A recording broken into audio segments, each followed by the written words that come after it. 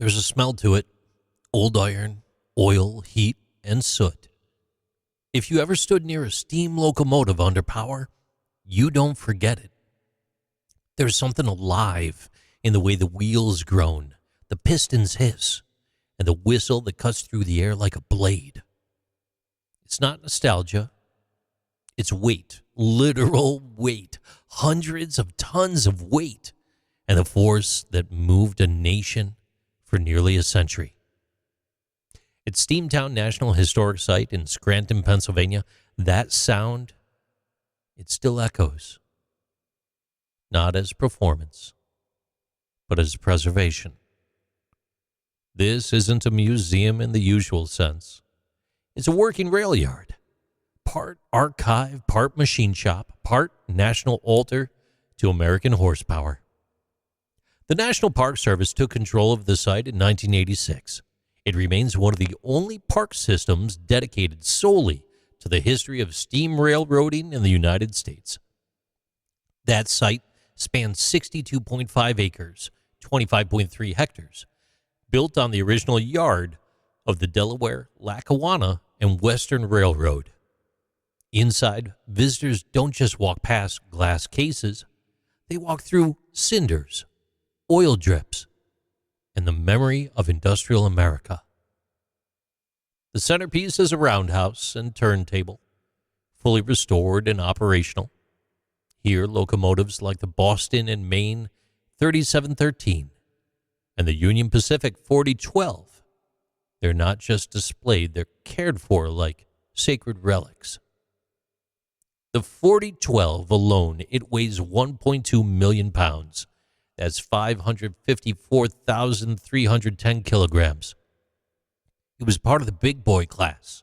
Engines built to haul freight over the Wasatch Mountains without needing help. It's the kind of machine that makes you step back on instinct, because it was not made for looks. Steamtown tells the story of how these machines knit together a fractured, growing country. Before highways, before jets, steam rail, it was the connective tissue of commerce and human movement. In 1860, the United States had 30,000 miles, or 48,280 kilometers of track. And by 1900, that number reached nearly 200,000 miles, 321,870 kilometers. Cities, they grew around junctions. Coal moved east, grain moved west, soldiers moved to war.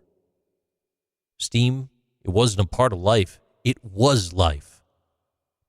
And then, just as quickly as it had come, it was gone. Diesel began replacing steam in the 1930s, and by 1960, steam locomotives had all but vanished from American railroads. The fires were dropped. The whistles, they fell silent. A way of life ended almost overnight. Engines were scrapped. Yards went dark. The memory of the age of the steam started fading into postcards and black and white photographs. That's why Steamtown stands out. It's not just about preserving metal. It's about preserving the memory of all this. There's men and women who learned steam maintenance from people who learned it firsthand in the 1940s. Every bolt tightened. It's a pass of that knowledge. And every scheduled excursion, most pulled by vintage engines like the Canadian National 3254 or the Baldwin Locomotive Works number 26. It's a true reminder that American progress, it once had a rhythm. It sounded like pounding rods and drive wheels on steel. You can stand on the footplate of a locomotive and feel the deck shake beneath your boots. You can ride the rails and understand the sheer scale of a machine that converts 200 psi of boiler pressure into forward motion without a single microchip. You can watch teenagers stare at these iron beasts with awe, not irony. Because we live in an era where we ask machines to do a lot of work quietly, it's really important to remember at one time, they roared. They roared so loud. And that contrast between algorithmic silence of today and the muscular rhythm of steam, oh, it's a massive difference. It's one that moves you, one that reminds you what it means to be moved. These are Interesting Things with JC.